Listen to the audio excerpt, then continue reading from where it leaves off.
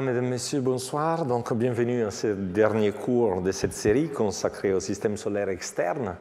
Donc, la fois passée, on a vu comment on peut reconstruire la composition, la structure de la ceinture de Kuiper, de la population transneptunienne avec cette évolution planétaire qui comprend une instabilité planétaire. On a parlé aussi de ce bombardement cométaire vers les planètes telluriques. Aujourd'hui, on va fermer la boucle.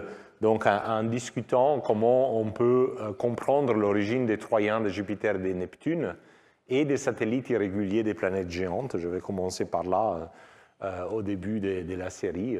Et aussi, dans la deuxième heure, je vais vous parler d'évolution collisionnelle, parce que jusqu'à présent, on a parlé de processus dynamiques, jamais des processus collisionnels. Les processus collisionnels sont aussi très importants, notamment pour modifier les distributions des tailles des objets. Donc, commençons par les Troyens. Donc, petit rappel du deuxième cours. Jupiter et Neptune sont accompagnés par un cortège de petits corps qu'on appelle les Troyens, qui partagent la même orbite de la planète et oscillent autour des points d'équilibre de Lagrange L4 ou L5. On avait vu un peu les propriétés de ces Troyens. On avait montré que l'inclinaison des Troyens est assez dispersée et comparable à celle des Centaures, ce qui nous faisait penser à possible capture de ces Troyens à partir de la population des Centaures, c'est-à-dire les objets qui proviennent du disque transneptunien et traversent l'orbite des planètes. Donc, il faut voir comment on peut les capturer. Donc, je vais montrer que dans la première version du modèle de Nice, on pouvait les capturer quand Jupiter et Saturne passaient à travers la résonance de 1, mais les modèles ont évolué. Les modèles, maintenant, l'évolution des planètes est différente. Donc, il faut voir, dans le cadre de la nouvelle évolution des planètes, si on peut encore capturer les Troyens, reproduire leur distribution orbitale, reproduire leur distribution des tailles, etc. Donc, pour rappel, donc, la version actuelle du modèle de Nice, donc de l'évolution des planètes du système solaire externe, est comme celle-ci. Donc, on a au départ 5 planètes, Jupiter et Saturne, qui sont ici en rouge et en vert, et 3 planètes de masse comparable à la masse de Neptune, et entourées par un disque de planétésimaux au-delà de l'orbite de Neptune. Et donc, l'interaction entre les planètes et les planétésimaux écarte les planètes les unes par rapport aux autres. Donc, Neptune commence à se déplacer, les autres planètes aussi. Et ces déplacements, à un moment donné, induisent une instabilité. Et c'est au moment de l'instabilité qu'une planète est éjectée et les autres planètes acquièrent une orbite relativement excentrique. Chaque fois, je montre 3 courbes. Donc, la courbe centrale est le demi-grand axe de l'orbite de la planète. La courbe interne, la distance périhélique. La courbe externe, la distance aphélique. Donc, quand les 3 courbes se chevauchent, l'orbite est en cercle. Mais quand elles se séparent, ça veut dire que l'orbite est elliptique. Et il y a une excursion entre le périhélie et l'aphélie. Et donc, on a là 3 simulations types qui reproduisent bien les orbites actuelles des planètes géantes et sont toutes les 3 similaires, hein, toujours migration de Neptune, écartement des planètes, instabilité, éjection de la 5e planète et stabilisation des planètes sur les orbites actuelles. Évidemment, ce sont 3 évolutions légèrement différentes les unes par rapport aux autres, mais qui ont les mêmes caractéristiques. Et donc, on va utiliser ces 3 cas pour étudier si, dans ce type d'évolution, on peut capturer la population des Troyens. Donc ici, on ne voit pas grand-chose parce que c'est vraiment l'échelle est très grande. Donc je vous montre l'évolution du demi-grand axe de Jupiter. Donc ici, dans les 3 cas, encore une fois, les cas sont assez similaires, les uns par rapport aux autres. Donc on a, avant l'instabilité, on a Jupiter, donc son demi-grand axe est plutôt stable, une orbite avec une certaine excentricité. Et puis, lors de l'instabilité, Jupiter rencontre cette planète qui va être éjectée. Et donc, comme vous voyez, le demi-grand axe de Jupiter peut sauter en haut et en bas à la suite de ces rencontres avec une autre planète. Et une fois que la planète est éjectée, Jupiter est à nouveau une planète isolée, dont son demi-grand axe ne change plus beaucoup. Je peux encore changer en rencontrant d'autres planétésimaux, mais plus beaucoup, et certainement il n'y a plus ces grands sauts qu'on voit dans la phase des rencontres. Donc l'idée est que, évidemment, lors de l'instabilité, la population transneptunienne est dispersée, il y a plein de planétésimaux qui circulent entre les orbites des planètes géantes. Et si on change subitement les demi-grands axes de la planète, des planétésimaux qui peuvent être à côté de l'orbite de la planète peuvent se retrouver par chance exactement sur la même orbite de la planète et donc piégés comme des troyens sur une solution co-orbitale. Et effectivement, avec une certaine probabilité faible, mais ceci peut avoir lieu. Donc ici, je vous montre l'évolution de Jupiter et de Saturne. Je n'ai pas mis l'évolution des autres planètes pour éviter confusion. Et ça, c'est une particule initialement transneptunienne par 30 unités astronomiques. Elle est dispersée en rencontrant les autres planètes, Uranus, Neptune, la planète éjectée. Et après, à un moment donné, une rencontre l'envoie vers les bas, au même moment où Jupiter change son orbite. Et par chance, ben, ça tombe exactement sur l'orbite de Jupiter. Et donc, il est piégé comme objet troyen avec une excentricité petite et une inclinaison assez considérable de l'ordre de 20 degrés. Évidemment, une fois que les objets sont capturés, il faut se soucier de leur stabilité à long terme, parce que les demi-grands axes des planètes continuent à changer un tout petit peu. Si les objets sont capturés dans la région des Troyens, ont des très grandes excentricités ou des très grandes amplitudes de libration, ils peuvent s'échapper.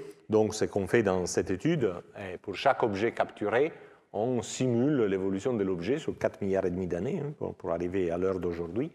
Donc, il y a la phase dangereuse, le diagramme ici, c'est le temps en logarithme. Donc, la phase dangereuse est la phase où l'instabilité est encore un peu en cours. Donc, Jupiter bouge, donc évidemment, l'objet est pas mal chahuté. Ensuite, les choses se calment, mais il faut quand même s'assurer que l'objet ne part pas et qu'il puisse être stable. Donc, faisant ce type de simulation, à la fin, après 4 milliards d'années, on a l'ensemble de tous les objets capturés. Et ces diagrammes vous montrent, pour les 3 cas d'instabilité qu'on a considérés, que je vous ai montré tout à l'heure, la distribution orbitale des troyens capturés dans la simulation. Alors, le diagramme en haut montre l'amplitude de libration autour du point d'équilibre de Lagrange. Donc, quand c'est 0, vous êtes exactement sur le point d'équilibre de Lagrange. Quand c'est 40 degrés, vous oscillez des 40 degrés autour du point d'équilibre de Lagrange. Excentricité sur le diagramme du haut ou inclinaison sur le diagramme du haut. Donc, les 3 symboles, triangle, cercle et étoile, montrent les objets capturés dans les 3 simulations différentes. Donc, on peut voir que les distributions orbitales des objets capturés sont tout à fait analogues. On ne voit pas de différences significatives systématiques entre ces 3 symboles. Ça, c'est plutôt encourageant parce qu'évidemment, on ne peut pas prétendre connaître exactement ce que les planètes ont fait. Mais bon, c'est bien que dans 3 évolutions similaires, la distribution des objets capturés soit similaire. Et les petits points en background que vous voyez sont les vrais troyens qu'on observe aujourd'hui. Donc c'est un grand succès parce que vous voyez qu'on arrive à recouvrir tout l'espace des paramètres où il y a de véritables objets aujourd'hui, entre excentricité très petite et de l'ordre de 10% et inclinaison entre 0 et 35 degrés. Donc, le gros problème pour les troyens a été de comprendre cette distribution d'inclinaison, pourquoi les troyens peuvent avoir des inclinaisons si élevées, et on arrive à le produire de façon naturelle, et c'est normal parce que c'est exactement la même distribution des centaures, donc des objets qui circulent, croisent l'orbite des planètes géantes, et donc ensuite, rencontre avec les planètes géantes, l'inclinaison peut être augmentée, et là, c'est juste une capture de photo de cette population qui est capturée dans la région troyenne, et donc on reproduit la même inclinaison. Si on veut regarder les choses un peu plus quantitativement, on peut faire des diagrammes de distribution, donc ce sont des distributions cumulées, donc la fraction d'objets qui a une amplitude de libration plus petite qu'une certaine valeur, la fraction d'objets qui a une excentricité plus petite qu'une certaine valeur, la fraction d'objets qui a une inclinaison plus petite qu'une certaine valeur. Alors ici, on compare les modèles en ligne continue avec les observations en ligne assurée. Donc, ces 2 diagrammes, l'accord est parfait. Pour l'inclinaison, la distribution des inclinaisons du modèle semble être un peu différente de celle qui est observée. Mais il y a des biais observationnels pour l'inclinaison, parce que pour les petits objets, normalement, sont détectés par des chercheurs qui regardent plutôt sur les plans de l'écliptique, donc c'est plus facile de trouver des petits objets à faible inclinaison qu'à grande inclinaison. Et donc si on se limite à des troyens assez brillants, pour lesquels on pense que la population est complète, on les connaît tous, donc il n'y a pas de biais observationnel, l'accord entre les modèles et la population observée, même en inclinaison, est assez précis. La probabilité que des captures est infime, bien sûr. Hein. Vous imaginez tous ces objets qui partent, qui croisent l'orbite des planètes. Il faut vraiment avoir de la chance pour tomber dans la région des Troyens au bon moment, quand Jupiter fait son dernier changement de demi-grand axe suite à une rencontre avec une autre planète. Donc on évalue que la probabilité des captures est entre 6 et 8 particules tous les 10 millions. Hein. Donc ce n'est même pas une particule par million parmi les objets qui initialement sont dans les disques transneptuniens. Alors qu'est-ce que ça veut dire? Donc on reprend notre disque. Donc ça c'est les disques transneptuniens sur lesquels on avait convergé pour expliquer notamment la population chaude, la population du disque dispersé et l'origine des comètes de la famille des Jupiter, les nombres d'objets comme Pluton qui est nécessaire pour réguler la quantité d'objets capturés dans la résonance avec des moyens mouvements. Donc voilà, ça c'est la distribution de particules, de planétésimaux dans les disques transneptuniens.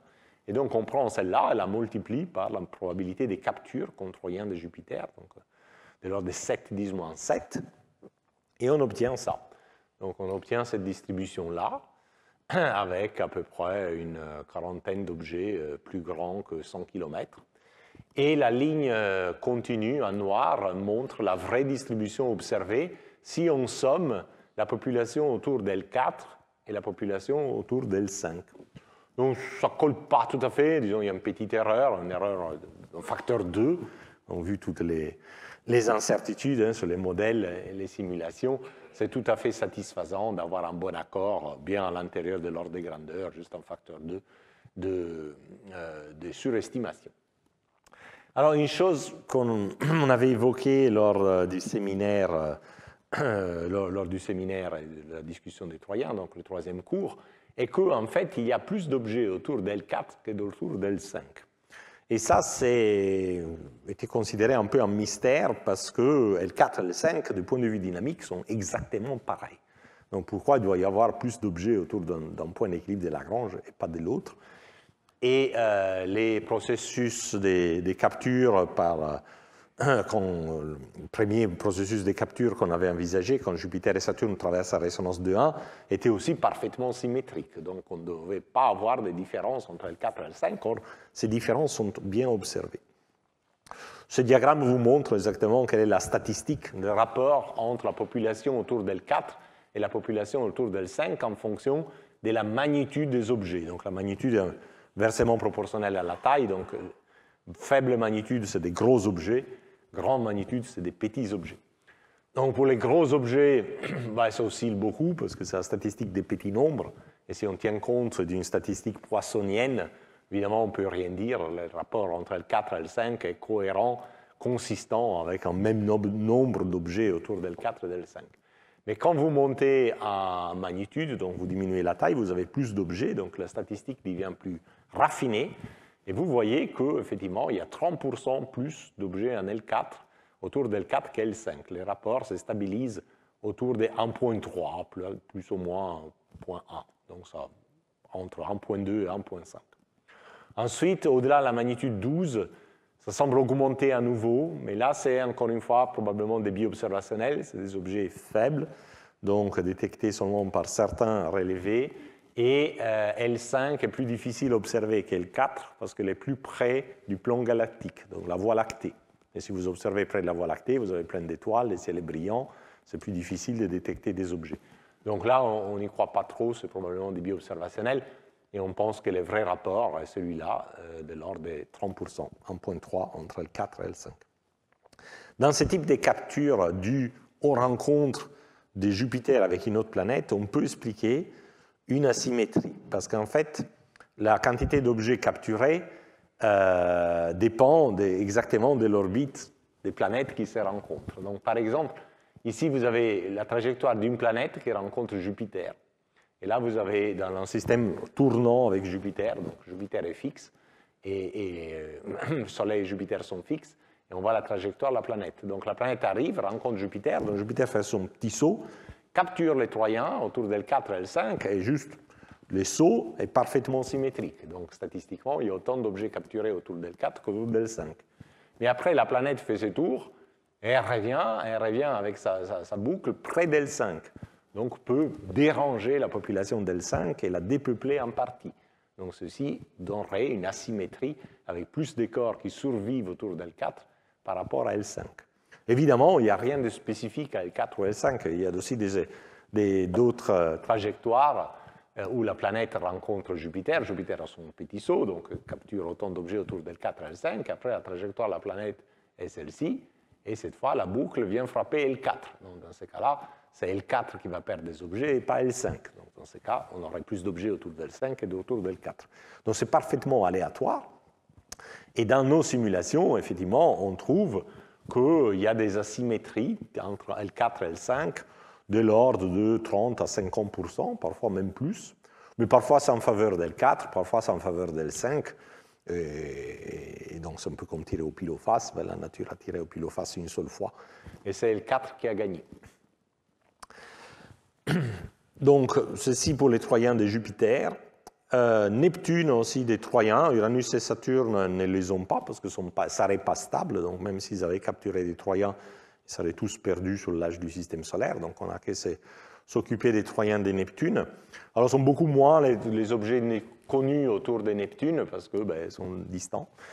Et on les a découverts seulement à partir de 2001. Donc, il y en a aujourd'hui 27 connus autour d'L4 et 4 autour d'L5. Alors, c'est une asymétrie très forte, mais probablement aussi due à des biais observationnels, parce qu'encore une fois, L5 est en pleine voie lactée, donc difficile à observer. Donc, on ne sait pas quelle est la vraie asymétrie, trop peu d'objets. Mais encore une fois, comme pour les Troyens de Jupiter, les inclinaisons des Troyens de Neptune sont très grandes, jusqu'à 40 degrés. Et on peut imaginer la même chose, parce que Neptune, on l'a vu, doit avoir un saut dans son évolution. On a même contraint ces sauts grâce à l'existence de ces sous-populations de la population froide de la ceinture de Kuiper, qu'on appelle les kernels, c'était mon cours de la fois passée. Donc on sait que les demi-grands axes de Neptune, à un moment donné, a eu un saut de 37,5 à 38 unités astronomiques en rencontrant une autre planète. Donc, dans ces sauts, Neptune peut capturer des Troyens. Effectivement, bon, ici, c'est une simulation qui montre à la fin de toute l'évolution les particules qui se trouvent dans la ceinture de Kuiper des mi-grands axes inclinaison. On voit la population chaude ici, la population dispersée et fossilisée. On voit les résonances, la résonance 3,2, la résonance 2,1. Mais ici, à 30 unités astronomiques, voilà, tous ces points qui s'alignent à 30 unités astronomiques sont bien des Troyens de Jupiter, des Neptune. Donc on capture bien les Troyens de Neptune, et ici dans cette simulation, jusqu'à des inclinaisons de 30 degrés. Alors on va observer, ça va jusqu'à 40 degrés. Donc une petite différence dans les inclinaisons. Il faudrait avoir plus de statistiques. On peut capturer aussi les Troyens de Neptune après les sauts de Neptune dans la migration terminale. Et ça a été exploré dans une série de travaux. J'encourage à regarder. Et effectivement, combien d'objets on capture dans la migration terminale et combien d'objets restent on perd pendant la migration terminale, extrêmement sensible à l'évolution du rapport entre la période orbitale de Neptune et la période orbitale d'Uranus. Alors, ces deux planètes aujourd'hui sont très proches de la résonance 2,1 mutuelle, pas tout à fait en résonance, ils sont juste arrêtés avant de rencontrer la résonance 2,1. Et donc, selon exactement l'évolution qu'on a de ces deux planètes dans la simulation, on peut avoir trop Troyens par rapport à la population observée ou trop peu. Donc, c'est vraiment hyper sensible à l'évolution réelle de ces deux planètes, qui évidemment est difficile à reproduire dans des simulations chaotiques. Alors, intéressant est discuter, reprendre la discussion sur les couleurs des Troyens, quelque chose que Raphaël Marchal, dans son séminaire, avait présenté. En fait, ce diagramme vient de son séminaire.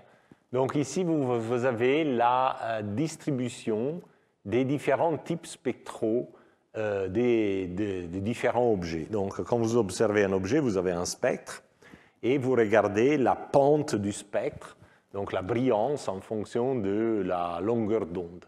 Et ça vous donne donc ce qu'on appelle la pente spectrale. Et la pente spectrale, en fait, c'est ce que nous appelons la couleur.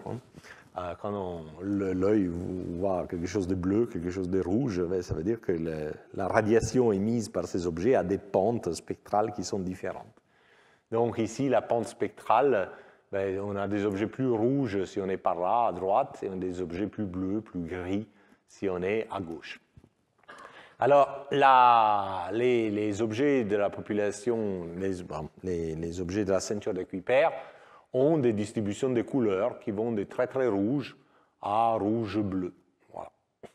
Et les objets qui sont entre les planètes géantes, donc qui viennent du disque transneptunien, ont à peu près la même distribution des couleurs, peut-être un peu plus étendue vers les couleurs grises. Mais les Troyens de Jupiter, eux, n'échantillonnent que ces populations-là. Il n'y a pas d'objets de Troyens qui sont très rouges. Et donc, on pourrait se poser la question, est-ce que c'est donc correct de dire que les Troyens de Jupiter sont capturés des objets de la ceinture? Est-ce que c'est correct de dire que les Troyens de Jupiter sont capturés à partir des objets transneptuniens, vu que la distribution des couleurs est différente?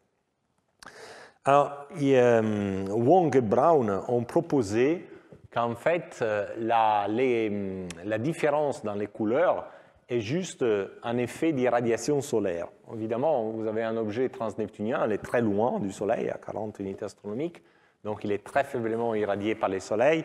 La température de surface de ces objets est froide, et donc on peut avoir à la surface des objets des composants chimiques, comme par exemple le méthanol, qui sont très rouges.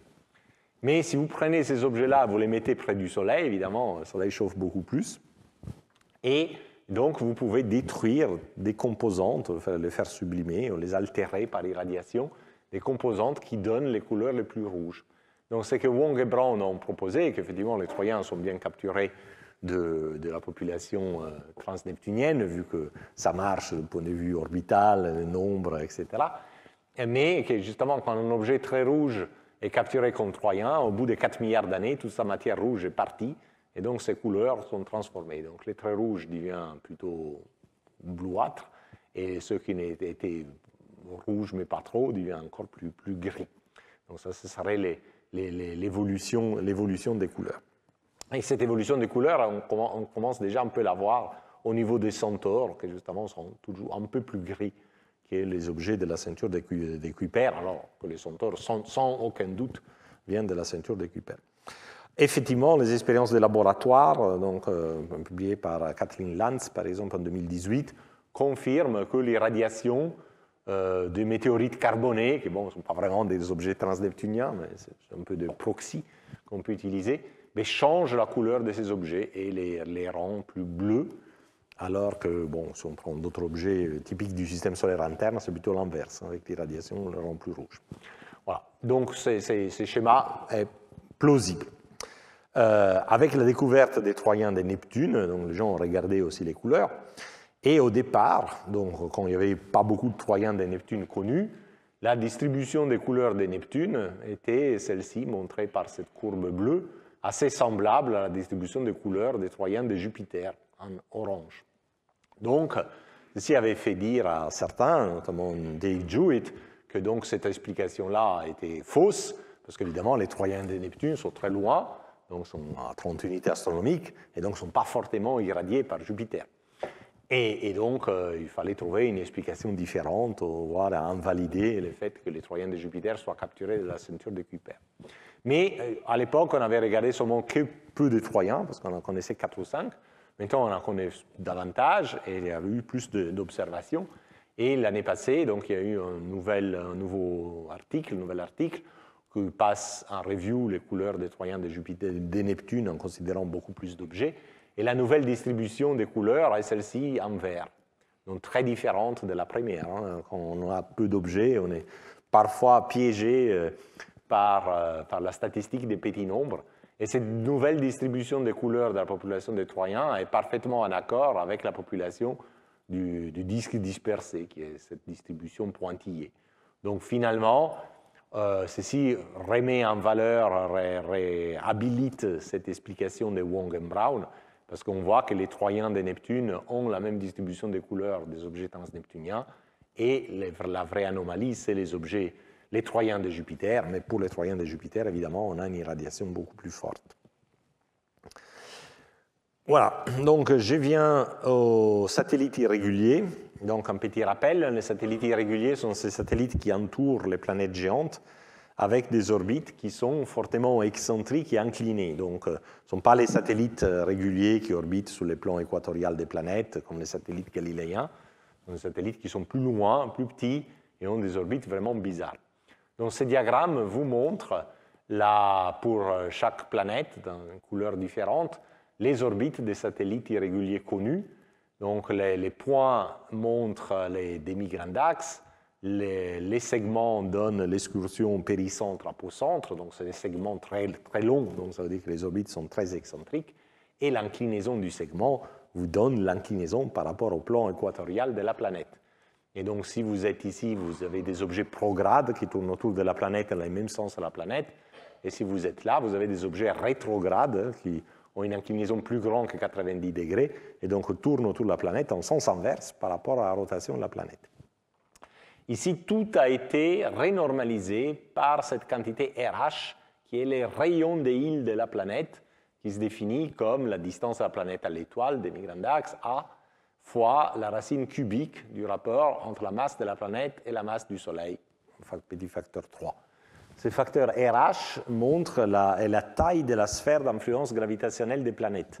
Donc à l'intérieur des RH, la gravité de la planète est plus forte que la gravité du Soleil. Au-delà des RH, c'est le Soleil qui domine, et donc on ne peut pas être en orbite autour de la planète, on est plutôt en orbite autour du Soleil. Et le fait que quand on renormalise vers cette quantité, les populations de différentes planètes se chevauchent, suggère que la capture des satellites irréguliers a à faire avec les rencontres planétaires, parce que c'est juste RH, donc c'est cette influence gravitationnelle qui compte. Si la capture des satellites irréguliers avait été due à la manière dont la planète a grossi en masse, par exemple, ou au frottement gazeux, on s'attendrait à des fortes différences entre Jupiter et Saturne, et Uranus et Neptune, parce que Jupiter et Saturne sont devenus de véritables planètes géantes, donc à un moment donné, il y a eu une explosion de leur masse, et ils étaient sans doute entourés de grandes sphères de gaz, et Uranus et Neptune n'ont jamais eu cette croissance des masses spectaculaire, et sans doute la sphère de gaz autour de ces planètes était plus limitée. Donc, voilà, on cherche plutôt un mécanisme purement gravitationnel pour la capture de ces satellites. Alors, vous voyez ici qu'il y a une absence de satellites avec une inclinaison polaire, donc de 90 degrés. Je vous avais dit, je vous avais montré que cette zone est interdite et instable. Tout objet qui tombe dans ce triangle aurait son inclinaison qui diminue, soit à droite, soit à gauche, et en augmentant l'excentricité, c'est qui amène l'objet à croiser les satellites irréguliers ou voire percuter la surface de la planète. Donc on cherche un mécanisme gravitationnel pour la capture des satellites et on a encore une fois nos rencontres planétaires. Donc qu'est-ce qu'il y a plus de gravitationnel que les rencontres planétaires? Donc l'idée est toute simple. Donc vous avez des planètes qui à un moment donné se rencontrent. Lors de l'instabilité, chaque planète rencontre au moins une autre planète. Ça peut être Uranus avec Neptune ou avec la planète éjectée, etc. Peu importe. Quand les rencontres ont lieu, on est en pleine instabilité. Donc ces rencontres ont lieu quand les planètes sont immergées dans une population de planétésimaux qui ont été dispersés du disque transneptunien. Et donc, quand les planètes se rencontrent, il est possible, avec une certaine probabilité, petite certes, qu'au même moment, il y ait des planétésimaux qui soient à la fois à l'intérieur de la sphère des îles d'une planète et à l'intérieur de la sphère des îles de l'autre planète. Et donc, c'est une véritable rencontre à trois corps, qu'on appelle en mécanique céleste. Et dans ces cas, on montre qu'il est possible de piéger ces orbites, les capturer sur des orbites elliptiques autour de chacune des planètes qui se rencontrent. Bien sûr, ça c'est un dessin. Il faut vérifier si la distribution orbitale des satellites qu'on capture par ces processus est bien en accord avec la distribution orbitale observée. Et il faut aussi vérifier que, étant donné les disques des planétésimaux dispersés depuis la région transneptunienne, on peut capturer assez nombre suffisant de satellites irréguliers. Donc ici, je vous montre la distribution orbitale des satellites capturés. Donc c'est les points, parce qu'on fait énormément de simulations, et donc pour avoir de la statistique. Et donc chaque point, c'est un satellite irrégulier capturé autour de Neptune, Saturne, Uranus ou Jupiter. Donc les diagrammes du bas montrent les demi-grands axes par rapport à la planète et l'excentricité. Et les diagrammes de gauche, c'est le demi-grand axe par rapport à la planète et l'excentricité. Les diagrammes de droite, c'est le demi-grand axe par rapport à l'inclinaison. Donc vous avez ici ces fameux trous autour des 90 degrés dus à cette instabilité des causailles. Les triangles montrent les satellites observés. Donc beaucoup moins que ce qu'on peut produire dans les simulations, vu qu'on peut faire plus de statistiques. Et vous voyez que les satellites observés tombent bien sur les nuages de points produits par la simulation. Donc, on capture bien les satellites irréguliers sur les orbites qu'il faut. On n'a pas des points là où il n'y a pas de satellites observés et on n'a pas des satellites observés où il n'y a pas de points. Ça, c'est extrêmement encourageant. Après, il faut faire les mêmes exercices. La distribution des tailles des objets dans les disques transneptuniennes est donnée et il faut calculer la probabilité de capture pour déduire la distribution des tailles des satellites autour de chaque planète. Et là, les choses se compliquent un tout petit peu. Donc, commençons par Uranus et Neptune. Commençons en fait par Uranus. Donc, pour Uranus, la capture comme satellite irrégulier, la probabilité de capture est 2,6 10-7. Donc, c'est seulement 3 objets par tous les 10 millions d'objets qui sont capturés. Donc, si on applique à notre distribution du disque cette probabilité de capture, ça c'est la distribution des tailles des satellites qu'on attend. Alors ici, dans cette distribution cumulée, donc ça veut dire que l'objet le plus grand qu'on s'attend à capturer, c'est là où cette distribution coupe la ligne 1. Donc on s'attend à capturer un objet de 100 km. Effectivement, l'objet le plus grand sur Uranus capturé est à peu près 100 km de rayon. Donc ça, c'est parfait. Mais après, vous voyez que la distribution des tailles n'a rien à voir avec la distribution des tailles du disque transneptunien. Beaucoup plus faible, beaucoup plus plat. Pour Neptune, les choses sont pires, parce que, comme vous voyez, l'objet le plus grand qu'on s'attend à capturer aussi est des 100 km des rayons, mais en fait, l'objet plus grand autour de Neptune est 200 km des rayons, et la probabilité de capturer un objet de 200 km des rayons, parce que la distribution est très raide, donc il y a beaucoup moins d'objets, c'est seulement un facteur 2 en taille, mais c'est un facteur, c'est un ordre de grandeur en nombre d'objets, en fait, est inférieur à 10%. Donc là, il y a un certain désaccord. Et pour Jupiter et Saturne, c'est pareil. Donc, on s'attend que l'objet plus grand capturé autour de Jupiter ait un rayon d'à peu près 50 km, mais le plus gros, celui capturé est 100 km, donc encore une erreur d'un facteur 2. Et pour Saturne aussi, un peu moins d'un facteur 2, mais quand même, c'est plus grand. Et d'objets de cette taille-là, on s'attendrait à la probabilité de capture inférieure à 10%. Donc, cette fois, il y a un véritable problème. Donc, on tente à capturer, à l'exception d'Uranus, 10 fois moins d'objets qu'il faudrait. Et alors, bon, on pourrait se dire la distribution du disque n'est pas la bonne, il y avait plus d'objets, mais c'est la distribution des disques qui collait pour toutes les populations transneptuniennes, qui marche bien pour les Troyens, donc on n'a plus vraiment de marge de manœuvre. En fait, quand on a étudié ce processus, on avait une image du disque transneptunien différente, donc on ne s'était pas perçu du problème. Mais maintenant que la distribution des tailles des particules du disque transneptunien est bien contrainte par la ceinture de Kuiper et les Troyens, on ne peut plus vraiment jouer là-dessus. Et donc, ce désaccord est effectivement un désaccord réel. Non, pas tout marche. Alors, on peut se demander quelles sont les possibles causes de ces désaccords. On a discuté aussi avec David Nesvorny quand j'ai réalisé ça pour préparer ces cours. Bon, on ne sait pas trop, donc on pourrait dire que peut-être les évolutions planétaires qu'on a considérées sont juste 3, hein, donc ne reflètent pas la réalité, les rencontres réelles étaient différentes et ont permis de capturer plus. On pourrait dire que c'est une statistique des petits nombres, donc voilà, mais quand la probabilité des captures est 10%, et 3 planètes sur 4, on capture un objet quand la probabilité de capture est 10%, c'est 10% au cube, la probabilité est 1 sur 1000, donc c'est pas trop une explication valable. Ou alors, il faut un mécanisme supplémentaire qui aide à la capture. Et alors, bon, en réfléchissant, c'est juste une spéculation, parce qu'on n'a jamais fait les tests, mais ce serait intéressant à faire. Ce qui se passe, c'est que donc, quand on capture les satellites, initialement, on capture aussi beaucoup de satellites dans cette zone interdite.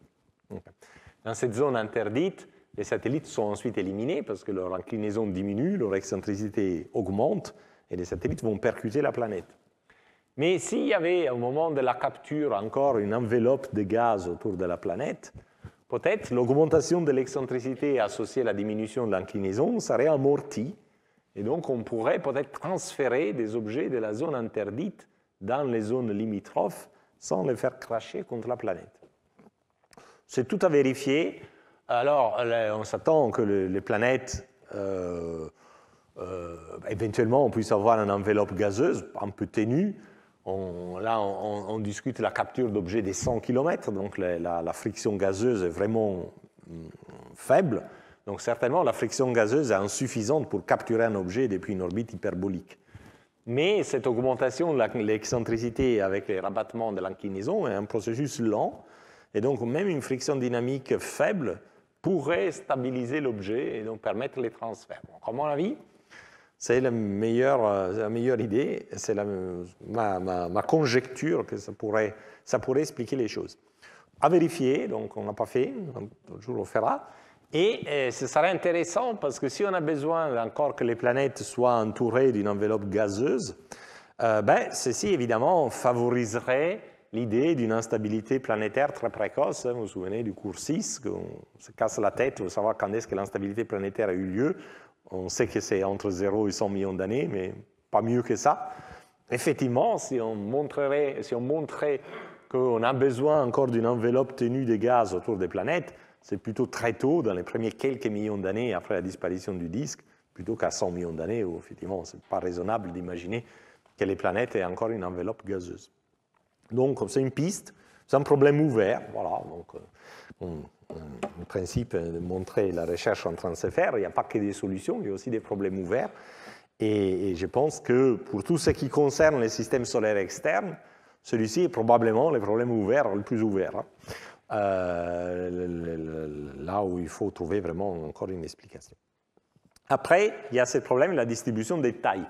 Donc, comme je vais vous montrer, la distribution des tailles est beaucoup plus plate que la distribution des tailles du disque à partir duquel on capture. Donc, est-ce que ça veut dire que ça n'a rien à voir? Donc, on a capturé une population différente, pas la population des objets transneptuniens. Peut-être, mais pas tout à fait, parce qu'en fait, une fois que les objets sont capturés, ils commencent à évoluer collisionnellement, ce qui induit un changement de la distribution des tailles. Et donc, ceci m'amène dans la deuxième partie de l'exposé concernant l'évolution collisionnelle. Bon, c'est un peu tôt, peut-être pour faire la pause, donc je continue. Mais ce serait un moment idéal pour faire la pause. Désolé. Donc, évolution collisionnelle. Quand vous avez des objets sur des orbites elliptiques, si les orbites elliptiques ont des orientations dans l'espace différentes, évidemment, les objets peuvent rentrer en collision entre eux parce que les orbites s'intersectent de façon transverse. Et la vitesse relative des collisions est donnée par cette formule, donc est proportionnelle à la vitesse keplérienne, donc la vitesse orbitale à la distance du Soleil auquel on est sur une orbite circulaire, qui est donnée par la racine carrée de Gm, G constante de gravité, M, masse de l'étoile, A, demi-grand axe de la particule, fois ce terme qui est la racine carrée de la somme de l'excentricité au carré et de l'inclinaison, sinus de l'inclinaison au carré, avec un petit coefficient 5,4. Et donc, voilà, cette formule vous dit la vitesse des collisions quand des orbites qui ont la même excentricité et la même inclinaison s'intersectent. Si les orbites ont des excentricités et des inclinaisons un peu différentes, comme ici dans ce dessin, ben on prend la moyenne des carrés en fait. Hein, l'excentricité carré moyenne, la moyenne des carrés, et l'inclinaison moyenne, la moyenne des carrés. Et voilà, ça donne une vitesse des collisions. Alors, quelle est la fréquence des collisions quand vous avez des orbites qui se croisent? Donc, la fréquence des collisions, ça se calcule par les principes de la mécanique statistique. Donc, voilà, ici vous avez des mouvements des particules désordonnés. Donc, vous avez une particule, disons, des rayons R1 qui voit un tas d'autres particules des rayons R2. Et donc, on veut calculer quelle est la fréquence, le nombre de collisions par unité de temps que cette particule des rayons R1 subit par les autres particules. Et la formule est très simple. Donc, le nombre de collisions, est proportionnel au nombre de particules que potentiellement peuvent collisionner avec elles par unité de volume. Donc, n est le nombre de particules de projectiles potentiels par unité de volume. Donc, ici, ça serait 5. Fois sigma, qui est la section efficace des collisions, qui est L est pi fois R au carré, où R est la somme de R1 plus R2, hein, les particules pourraient avoir de différentes tailles, et donc, en fait, c'est la distance des collisions. Quand deux particules se rencontrent à une distance inférieure à R1 plus R2, elles collisionnent. Et donc, pi fois R au carré est la section efficace des collisions. Et V, la vitesse relative, est la vitesse relative. Donc, N sigma V, et ça vous donne les nombres de collisions. Vous pouvez faire une petite analyse dimensionnelle, ça c'est l'inverse d'un volume. La section efficace des collisions est proportionnelle à une longueur au carré, donc le produit est l'inverse d'une longueur. La vitesse est une longueur divisée par un temps, donc cette formule est l'inverse d'un temps. Donc c'est bien les nombres de collisions par unité de temps. OK, donc on sait calculer les nombres de collisions et leur vitesse. Maintenant, quel est l'effet d'une collision? L'effet d'une collision peut être catastrophique ou plus marginal. Disons, en question de définition, on parle de collisions catastrophiques quand plus de la moitié de la masse de la cible est libérée et éjectée dans l'espace.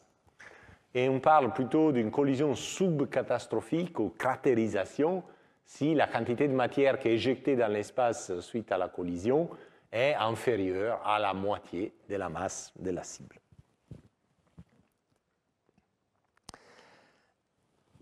OK. Alors, pour caractériser si un objet subit une collision catastrophique ou pas, on définit un paramètre, traditionnellement s'appelle Q star D, qui est défini comme l'énergie minimale par unité de masse de la cible nécessaire pour fragmenter catastrophiquement la cible qui a un certain rayon D. Donc, l'énergie totale pour fragmenter la cible est donc l'énergie par unité de masse fois la masse de la cible. Et la masse de la cible est son volume, donc 4 tiers pi r au carré, rayon au cube, rayon diamètre divisé par 2, fois la densité du corps, donc ça c'est la masse de la cible, ça c'est l'énergie par unité de masse de la cible qu'il faut donner pour une fragmentation catastrophique. Et donc pour fragmenter la cible de façon catastrophique, il faut que les projectiles donnent une énergie supérieure à cette quantité. Alors l'énergie que les projectiles donnent à la cible, évidemment, est due à son mouvement, donc à son énergie cinétique. Et l'énergie cinétique d'un projectile est 1,5 fois sa masse, donc densité du projectile fois le volume du projectile, fois la vitesse relative, qui est la vitesse d'impact au carré. Ça, c'est l'énergie cinétique de l'impacteur. On suppose ici que la densité de la cible du projectile soit les mêmes. Et donc, pour fragmenter catastrophiquement la cible, il faut que la taille du projectile, le diamètre du projectile, soit plus grand que le diamètre de la cible fois ses facteurs, qui est 2 fois, si vous faites les rapports, hein, c'est 2 fois Q star D, donc l'énergie par unité de masse, divisé par la vitesse d'impact au carré, le tout sous la racine cubique. Alors, dans les cas où ce Q star D est indépendant du diamètre de la cible, donc c'est une constante, ben, du coup, on a que chaque objet peut être fragmenté par un projectile plus petit. Et les rapports entre la taille du projectile et la taille de la cible pour une fragmentation catastrophique est cette quantité indépendante des d. Donc, imaginons que ceci soit en facteur 10.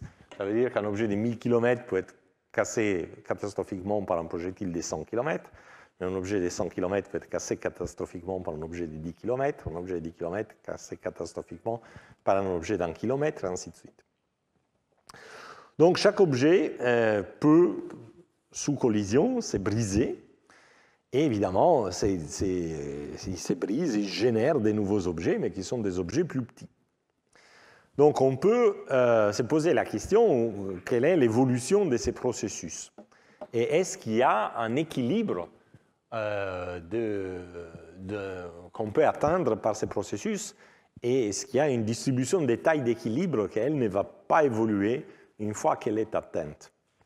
Donc ici, on va prendre par simplicité les cas où justement Q star D, donc l'énergie spécifique pour fragmentation, est une constante, ne dépend pas du diamètre.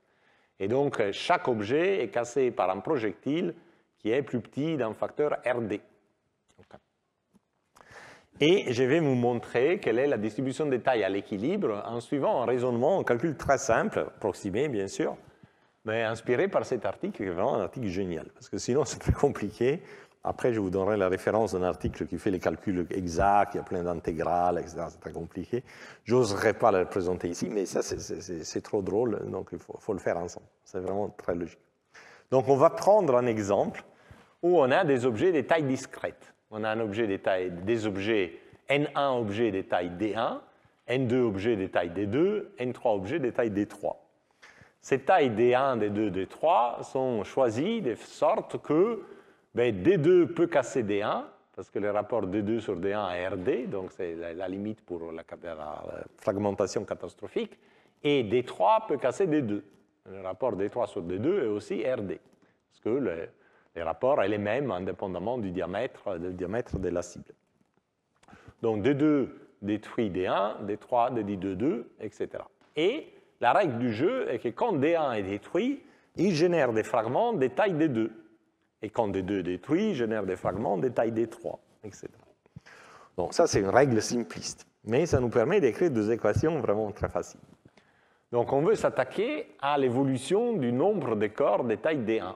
Donc N1 dot. Dot, c'est une représentation mathématique qui veut dire que la dérivée par rapport au temps. Donc les changements de N1. Alors les changements de N1 dépendra du nombre de collisions catastrophiques que chaque cible peut recevoir. Et ça, on sait calculer. Donc, est dû au nombre de projectiles, qui est N2, fois la surface, la section efficace des collisions, qui est pi fois les rayons R1 au carré, on néglige les rayons R2 par rapport à R1, fois la vitesse relative. Donc ça, c'est le nombre de collisions qu'un objet de taille D1 subit dans l'unité de temps. Mais il y a N1 objets, donc le nombre total de collisions des objets de taille D1 doit être multiplié par N1. Donc ça, c'est la quantité, le nombre d'objets, les changements du nombre d'objets de taille D1 dans l'unité de temps. Et c'est négatif, parce que les objets de taille D1 ne peuvent qu'être détruits. Quid des objets de taille D2? Alors là, on a deux termes. On a un terme négatif qui est dû à la fragmentation causée par les collisions des objets de taille D3 sur les objets de taille D2. Donc c'est la même formule qu'en haut. Simplement, D1 est substitué par D2 et N1 est substitué par N2. Et donc les nombres des cibles et les nombres des projectiles, N2 est substitué par N3. C'est la même formule. Mais on a aussi de l'injection, parce que quand D1 se brise, la règle du jeu est qu'il se brise en RD cube morceaux de taille D2. Donc les objets de taille D2 augmentent par un taux qui est ce taux-là, le taux de la fréquence de fragmentation des gros objets, et chaque fragmentation me produit RD à la puissance moins 3 objets de taille D2. Et après, on peut écrire la même équation pour N3, etc. Donc, qu'est-ce qu'on voit dans ces équations? On voit que N1 diminue sans cesse. Donc, la population s'érode. il n'y a pas de doute, on laisse les objets collisionner et se casser, la population s'érode. Les rapports entre N2 et N1, donc comment est-ce que lui va évoluer dans les temps? Pour le savoir, il suffit de faire la division de ça par rapport à ça. Et si vous faites donc la division terme par terme, hein, vous divisez ce terme-là par ce terme-là, donc la vitesse relative s'efface, pi s'efface, 1/4 s'efface, donc vous avez les rapports D2 au carré sur D1 au carré qui est RD au carré, vous avez N2 qui s'efface, et vous avez le rapport N3 sur N1. Et après, vous divisez ça par ça, et donc ça c'est la même chose, donc le rapport RD à la puissance moins 3. Donc on va supposer maintenant que les distributions de taille soient des lois de puissance. Donc ça veut dire que le nombre d'un objet plus petit, disons N2, est égal au nombre d'objets N1 fois les rapports de taille RD à une puissance moins Q. On ne sait pas quelle est la puissance moins Q, on devra le calculer. Et pareillement, le nombre de N3 est lié au nombre de N2 par la même loi de puissance. Donc on injecte ça là-dedans. Donc ça veut dire que N3 sur N1 est égal à RD à la puissance moins 2Q. Et donc cette équation devient celle-ci. Donc si on cherche un état stationnaire, on veut que cette quantité-là ne change pas. Si cette quantité-là ne change pas, ça veut dire que la population est érodée, parce que N1 diminue, mais les rapports des nombres entre les objets D2, D1, D3 et D2, etc. ne changent pas. Donc on aurait donc un état stationnaire. Et donc, il faut que cette quantité soit 0. Et la seule manière pour que cette quantité soit 0 est que la somme de ces deux exposants fasse moins 3. Parce que du coup, on aurait RD puissance 3 moins RD puissance moins 3. Et donc, la solution est forcément que Q égale à 5,5. Ça s'appelle l'exposant de Donani. Et donc, vous dit quelle est la distribution des tailles à l'équilibre collisionnel quand une population évolue par collision. Si au départ, a une distribution des tailles quelconque, collision après collision, à la fin, la distribution des tailles doit atteindre cet exposant, une loi de puissance avec cet exposant. Alors que je vous disais, c'est un calcul qui est très approximé, hein, juste un peu un jeu avec 3 populations, des règles de fragmentation très simples, mais on peut le faire de façon rigoureuse. C'est fait dans cet article O'Brien et Greenberg, un peu compliqué, mais bon, si quelqu'un est intéressé, il pourrait regarder, et là, ce sera vraiment une démonstration très rigoureuse. Bon, cette dérivation de l'exposant de Donani, donc pente d'équilibre, est obtenue sous cette hypothèse que l'énergie par unité de masse pour une collision catastrophique ne dépend pas de la taille de la cible, est une constante. Or, quand on fait des expériences de laboratoire, et même des simulations numériques, on s'aperçoit que ce n'est pas du tout constant. En réalité, l'énergie par unité de masse à donner à la cible pour une fragmentation catastrophique a plutôt une forme de U, comme ça, en fonction de la taille de la cible. Target, c'est la cible en anglais. Et la raison pour cette forme de U est due au fait que la fragmentation se fait en 2 régimes. Donc, si la cible est suffisamment grande, elle est tenue ensemble, ces morceaux sont tenus ensemble par la gravité. Et donc, plus la cible est grande, plus la gravité de la cible est forte, et donc plus il faudra donner une énergie élevée pour pouvoir disperser les fragments contre la gravité de l'objet. En revanche, si l'objet est tout petit, sa gravité est faible, est négligeable, et ce qui donne la résistance de la cible, c'est vraiment la cohésion de ces matériaux, la cohésion physique de ces matériaux.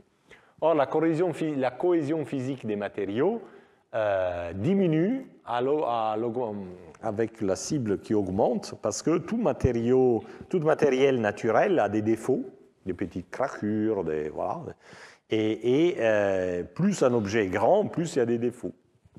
Et d'ailleurs, on les connaît en nature. Si vous prenez un tout petit caillou, il est assez dur à casser, mais si vous prenez une pierre plus grande et vous donnez un coup de marteau, c'est facile que cette pierre se casse en 2-3 morceaux parce que les défauts sont plus abondants. Donc on a ce type de régime pour des objets petits, disons inférieurs à 100 mètres, plus un objet est grand et petit, plus il est résistant. Et après, pour les objets plus grands qu'une centaine de mètres, plus un objet est grand, plus il est résistant. Évidemment, cette courbe dépend de la vitesse d'impact. Donc là, par exemple, c'est calculé pour des cibles de basalte à différentes vitesses d'impact, 3 km par seconde, 5 km par seconde. Donc si vous tapez plus vite, en fait, vous devez donner plus d'énergie pour casser l'objet parce qu'il y a moins de couplage entre l'énergie cinétique et la déformation du corps. Alors que si vous cassez, vous arrivez plus lentement, bien sûr, vous donnez moins d'énergie, donc vous devez avoir un projectile plus grand, mais il suffit de donner moins d'énergie pour casser les corps parce qu'il y a plus de couplage avec la cible. Et pareillement, ça dépend, ça dépend du matériel. Donc pour du basalte, vous avez ces courbes-là, mais si vous prenez une roche plus friable ou de la glace poreuse, ben vous avez besoin d'énergies qui sont plus faibles. Mais toujours, vous avez ce type de courbes en U. Et donc, toujours cet article d'O'Brien et Grimberg, qui est vraiment un article extraordinaire, montre que si donc QSTD a une dépendance dans le diamètre de la cible, avec une loi de puissance, un exposant S, alors la distribution d'équilibre, qui est 5,5 si QSTD est indépendant du diamètre de la cible, donc si S est 0, la pente d'équilibre est 5,5. Mais si S est positif, la pente d'équilibre sera donnée par cette formule, donc sera un peu plus faible que 5,5, parce que vous rajoutez S sur 3 aussi bien au numérateur qu'au dénominateur, donc vous trouvez quelque chose de plus petit que 5,5. Et si S est négatif, comme dans la partie dans le régime de cohésion, ben vous soustrayez S sur 3 au numérateur et au dénominateur, et donc vous avez un Q qui est un peu plus grand que 5,5. Donc ça veut dire que les pentes d'équilibre ne sont plus des lois de puissance avec un exposant qui est 5,5, mais vont faire des vagues. Donc l'exposant sera plus faible pour des corps plus grands que la taille qui correspond au QSTD minimal, et sera plus raide pour des corps plus petits que la taille du corps avec QSTD minimal. Donc on a des distributions de tailles ondulées dans un diagramme de logarithme du nombre d'objets en fonction du logarithme de leur taille. Et effectivement, on voit ces ondulations. Donc, par exemple, si vous prenez la distribution des astéroïdes dans la ceinture principale, ça c'est leur distribution des tailles. Donc vous voyez, ce n'est pas du tout une droite, mais il y a des oscillations. Bon, il y a un maximum ici, ça c'est probablement dû à la taille originelle des astéroïdes quand ils se forment. Mais il y a un minimum ici, une première vague autour de 20 km, après il y a une deuxième vague autour d'un kilomètre par là, et donc c'est effectivement l'effet de ces changements d'énergie spécifique pour casser un objet en fonction de l'objet. Donc, étant donné tout ça, on peut s'élancer dans les principes pour une simulation des calculs d'évolution collisionnelle. Alors, quelle est la recette pour modéliser l'évolution collisionnelle, vu tout ce qu'on a vu? Donc, il faut avoir une distribution des tailles initiales, soit supposée, soit qui vient de certains raisonnements ou informations que vous pouvez avoir. Il faut avoir un modèle dynamique qui renseigne sur la fréquence des collisions et leur vitesse, éventuellement en fonction du temps. Il faut avoir cette fameuse fonction QSTD. Et il faut avoir aussi une fonction qui décrit la distribution des fragments issus de chaque collision selon l'énergie que vous donnez à la cible par rapport à l'énergie minimale des fragmentations catastrophiques. Alors, ça, c'est un modèle dynamique, on en a vu assez. Les fonctions QSTD, on les a vues tout à l'heure. La question est comment est-ce qu'on peut estimer la distribution des fragments. Donc, il y a des techniques collisionnelles. Il y a plusieurs techniques pour simuler l'impact des corps et leur dispersion. Les plus connues sont celles qui sont faites par la technique Smooth Particle Hydrodynamics, donc où la cible est représentée, et les projectiles sont représentés par une série de sphères. Alors, ce n'est pas simplement des sphères physiques qui se collent, bon, c'est plus compliqué. Il y a des forces de liaison, il y a des compénétrations entre les sphères, etc. Et avec ces techniques, on peut simuler la fragmentation d'un corps et sa réaccumulation. Donc ici, par exemple, je vous montre une simulation tiré de cet article. Donc vous avez une cible, la cible est impactée, donc elle explose. Donc là, on est clairement dans une collision super catastrophique, mais ce n'est pas parce que tous les fragments se dispersent initialement qu'ils partent dans l'espace. Il y a une réaccrétion de pas mal d'objets sur eux-mêmes à cause de leur propre gravité, ce qui permet de créer quand même un objet macroscopique, en fait, qui est une certaine fraction de l'objet initial qu'on a cassé. Donc ça, ce sera les plus grands rémanents de cette collision, et on peut estimer donc sa taille à partir d'une simulation de ce type. La même simulation, si vous regardez pas avec une loupe, mais avec en fait un zoom à l'extérieur, ben vous pouvez voir non pas seulement les corps les plus grands, mais aussi tas d'autres corps qui se réagrègent à la suite de la collision. Et donc, ceci vous donnera toute une distribution des tailles des corps, des différents corps dispersés par la disruption catastrophique du corps initial. Donc, à partir de ça, vous pouvez déduire, mesurer, en fait, à partir de ces simulations, la distribution des tailles des fragments selon dans les différents cas de figure. Donc, ici, par exemple, on a une cible de 100 km qui est frappée par un projectile de 18 km, à une certaine vitesse, j'ai oublié de mettre, c'est probablement 3 km par seconde, il y en a 3 là. Et donc, vous avez que le corps initial est juste un peu érodé, donc les plus grands fragments, les plus grands objets qui restent est juste à peine plus petit que 100 km. Puis, vous avez les plus grands fragments, qui est 10 fois plus petit, et après, vous avez une pente de débris, donc ils sont de plus en plus nombreux, avec leur taille qui diminue. Si vous prenez la même cible, mais vous la frappez à la même vitesse par un projectile plus gros, de 34 km, évidemment, l'énergie donnée est beaucoup plus grande. Dans ces cas, l'objet est vraiment détruit de façon catastrophique. Donc, il était des 100 km au départ, et le plus gros objet qui reste ne fait plus que 20 km. Et après, vous avez les premiers plus grands fragments. Et après, vous avez encore votre distribution de fragments de plus en plus nombreux au fur et à mesure que leur taille diminue. Donc, vous avez 3 paramètres que vous pouvez caractériser.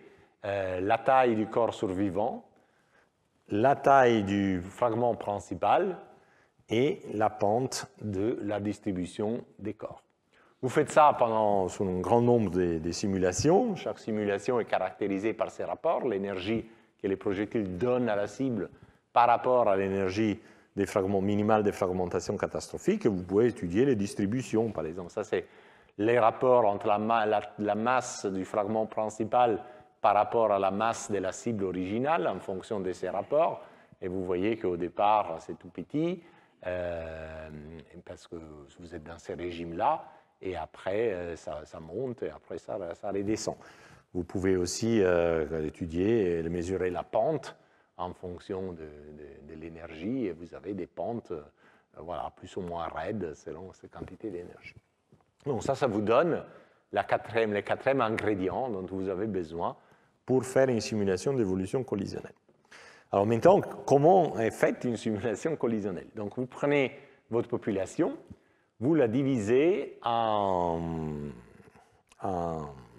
boîtes. Donc chaque boîte, c'est des corps de tailles différentes.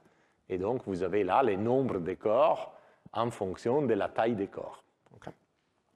Et ensuite, vous prenez une paire de corps, donc un corps d'une certaine taille D1, un corps d'une certaine taille D2, et vous regardez les nombres de collisions que ces corps-là peuvent avoir sur ces corps-là, étant donné la fréquence des collisions que vous avez dans votre modèle et leur énergie. Et donc, quand il y a une collision, ben, la cible est détruite, donc le nombre d'objets de cette taille diminue. Mais d'autre côté, vous avez la génération de fragments que vous devez rajouter aux autres corps que vous aviez déjà. Et ensuite, vous itérez ça pour toutes les paires projectiles cibles et pour tous les pas de temps. Okay. Et ainsi, vous avez l'évolution de la distribution des tailles en fonction du temps jusqu'à atteindre un équilibre collisionnel. Donc, on va voir deux applications Donc la première application, c'est sur la taille des objets de la ceinture de Kuiper. La deuxième application sera sur les satellites irréguliers.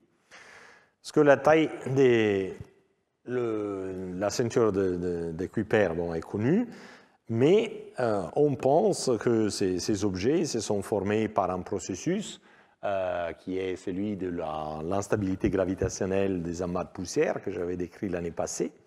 Et ces processus devraient donner une distribution des tailles de ce type qui est très différente de la distribution des tailles qu'on voit parmi les troyens et les objets transneptuniens.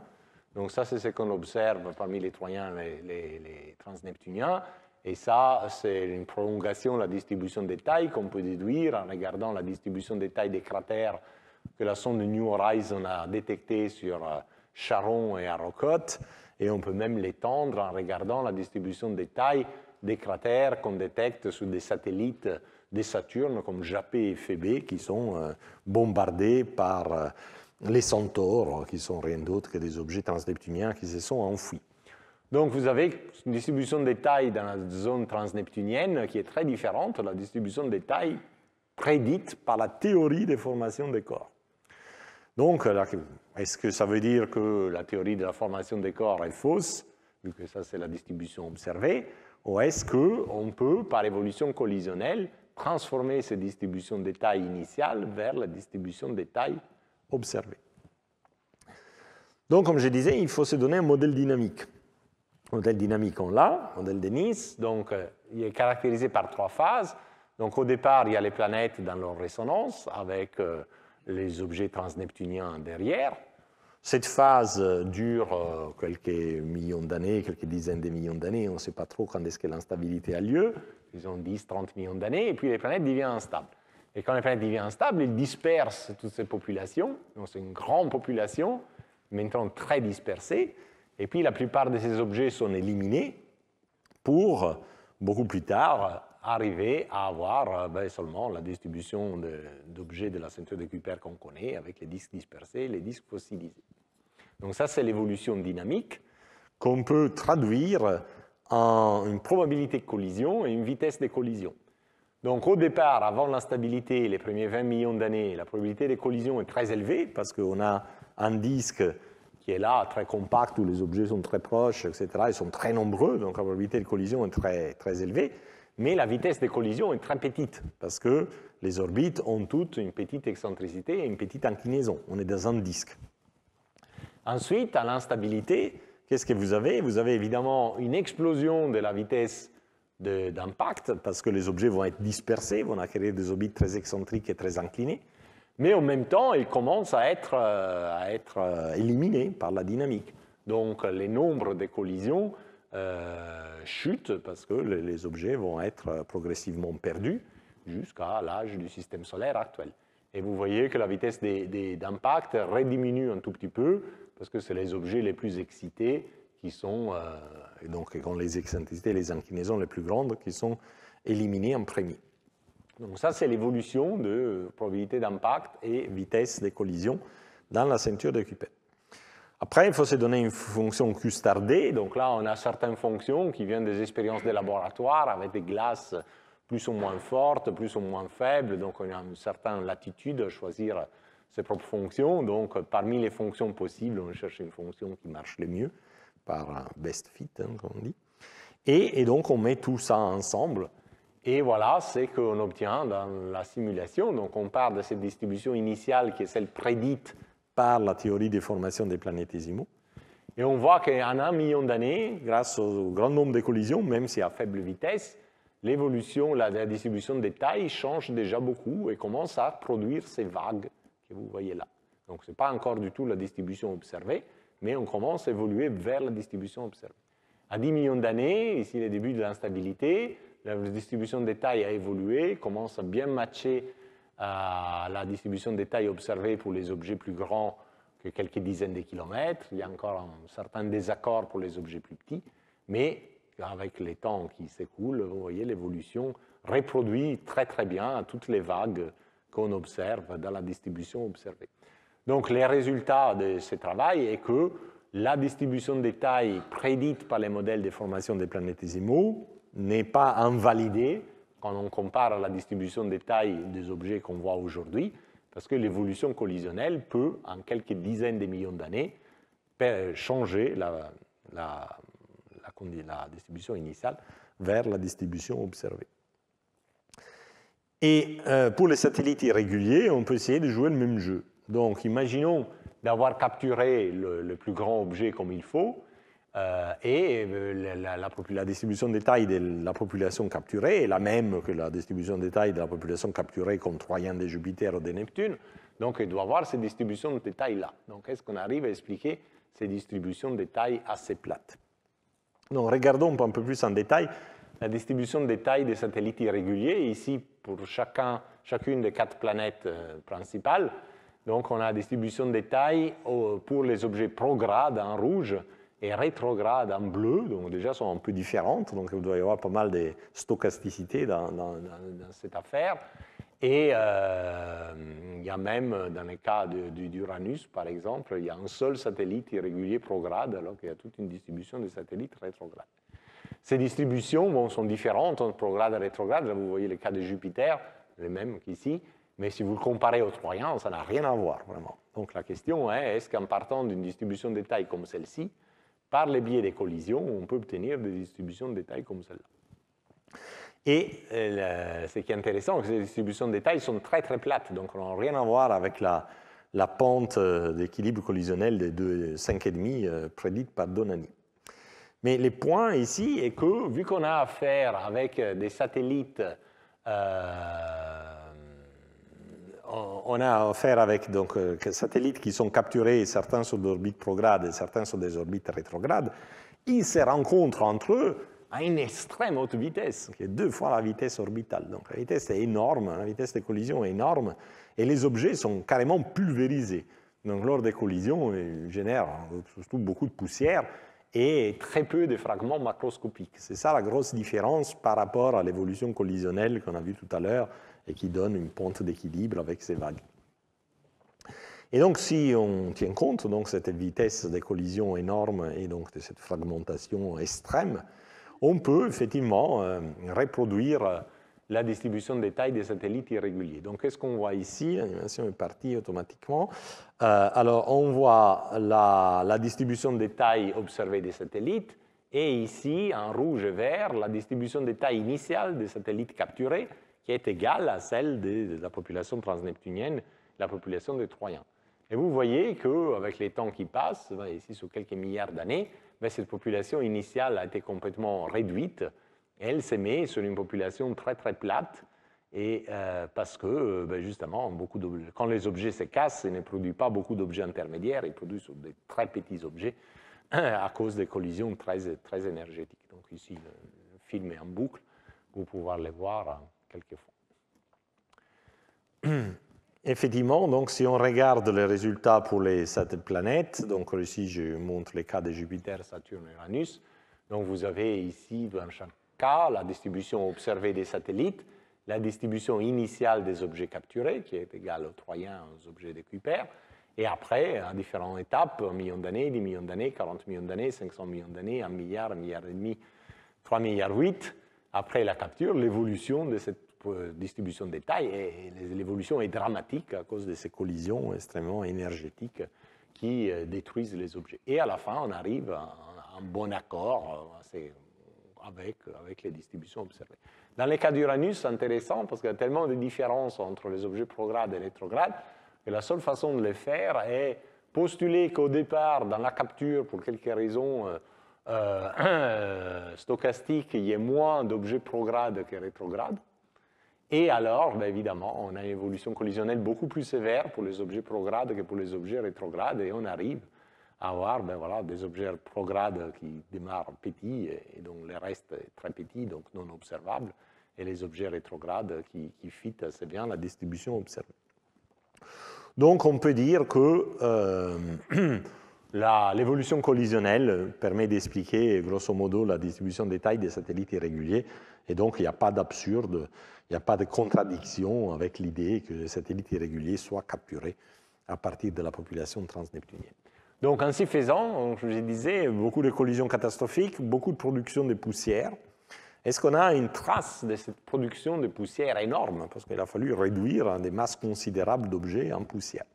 Bon, déjà, il y a des poussières encore aujourd'hui. Par exemple, on voit autour de Saturne un anneau tenu de poussière associé au satellite Phébé, qui est le plus grand satellite irrégulier autour de Saturne. Mais évidemment, aujourd'hui, bon, il y a très peu de satellites, donc très peu de production de poussière. Au départ, quand il y a eu toute cette érosion gigantesque, la quantité de poussière devait être faramineuse. Et c'est intéressant de noter qu'il y a un satellite qui est Japet, donc c'est un satellite couvert de glace et qui tourne, qui est synchrone, donc il monte toujours la même face à la planète. Et ce satellite est complètement bimodal en couleur. Donc ça, c'est une vraie image, une photo, prise de la sonde Cassini. Donc, il y a une partie qui est noire et une partie qui est blanche. Donc, la partie blanche, c'est de la glace propre, et la partie noire, c'est de la glace couverte de poussière. Et cette partie noire est vraiment sur l'hémisphère du satellite, dans la direction du mouvement. Et donc, l'idée est que ces satellites orbitent Saturne, sur le plan équatorial de Saturne, c'est un satellite régulier, mais il devait traverser un grand anneau de poussière produite par cette énorme érosion collisionnelle des satellites irréguliers. Et évidemment, c'est sur la face devant que les satellites ont collecté les poussières. Exactement comme quand vous allez en voiture, les moustiques vont s'estampiller sur le pare-brise et pas sur la vitre arrière de la voiture. Et donc, vous avez cette dichotomie qui se forme sur les satellites. Et ça, c'est une image de Japet. Voilà, donc c'est vraiment un satellite intéressant. C'est la carte complète de sa surface avec un hémisphère complètement noir, couvert de poussière, un hémisphère plutôt de glace propre. Bon, voilà, donc je pense que je suis arrivé à la fin aujourd'hui. C'est un peu plus court que d'habitude, mais bon, c'est le dernier cours, donc peut-être vous êtes soulagés. Donc, on va faire un petit résumé global du cours d'aujourd'hui et ce qu'on a dit les fois passées. Donc, la capture, on a analysé aujourd'hui la capture des Troyens, de Jupiter et de Neptune. Donc, la capture des Troyens de Jupiter a lieu lorsque les planètes ont subitement changé de demi-grand axe lors de leur dernière rencontre mutuelle avec une autre planète.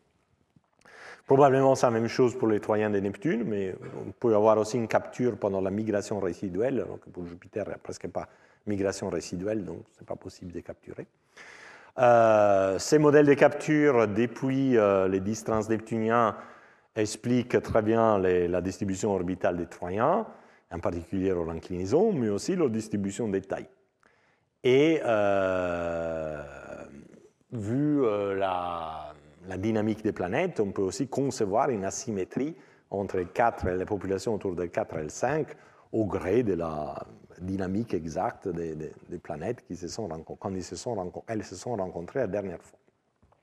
Pour les satellites irréguliers, encore une fois, c'est très probable que ces satellites irréguliers aient été capturés du disque transneptunien lors des rencontres entre les planètes. C'est un mécanisme de capture qui marche, efficace, permet de reproduire la distribution orbitale des satellites, mais il y a une tension quant à la probabilité de capture. Donc, si on applique la probabilité de capture, on en capture trop peu et on n'arrive pas à reproduire les satellites irréguliers les plus grands. Donc, probablement, il y a un mécanisme supplémentaire qui augmente la probabilité de capture. Et ma conjecture est que ce soit du gaz autour des planètes géantes encore existantes au moment de la capture de ces satellites qui a permis de sauver les satellites qui étaient tombés dans la zone interdite. De toute façon, on peut dire que la capture des Troyens et des satellites irréguliers, comme d'ailleurs la formation du kernel de la population froide de la ceinture de Kuiper qu'on a vu la dernière fois, sont vraiment 3 preuves qu'il y a une instabilité dynamique des planètes géantes, et pas simplement une migration des planètes géantes. Sans instabilité, vous ne relâchez pas les objets de la résonance de 1 pour former le kernel, et vous ne pouvez pas capturer des Troyens, des Jupiter, et vous ne pouvez pas capturer des satellites irréguliers. Et vu que les satellites irréguliers sont autour de tous les planètes géantes, ça veut dire que toutes les planètes géantes ont participé à cette instabilité et ont vécu des rencontres proches avec une autre planète. En plus, les orbites planétaires aussi, comme on l'a vu, les cours précédents sont aussi une preuve de cette phase d'instabilité, parce que si on a juste une migration sans instabilité, les orbites finales des planètes sont trop circulaires et trop coplanaires. Après, il y a l'évolution collisionnelle. Donc après, on va parler beaucoup d'évolution dynamique. L'évolution collisionnelle reste quand même importante, surtout quand on part des distributions qui sont fortement hors équilibre. Et donc, on a vu que l'évolution collisionnelle permet de réconcilier la distribution des tailles des objets transneptuniens actuels avec celle des planétésimaux primitifs prédites par les modèles de formation des planétésimaux, donc par effondrement gravitationnel de poussière. Et aussi permet d'expliquer pourquoi, même s'ils ont été capturés de la population transneptunienne, la distribution des tailles des satellites irréguliers soit si différente. Et ça est dû au fait qu'il y a ces deux populations progrades et rétrogrades qui collisionnent à des vitesses faramineuses et ils se réduisent en poussière. Donc voilà, à ce point, je n'ai plus qu'à vous souhaiter un joyeux Noël à tous. Et c'est la fin de ces cours.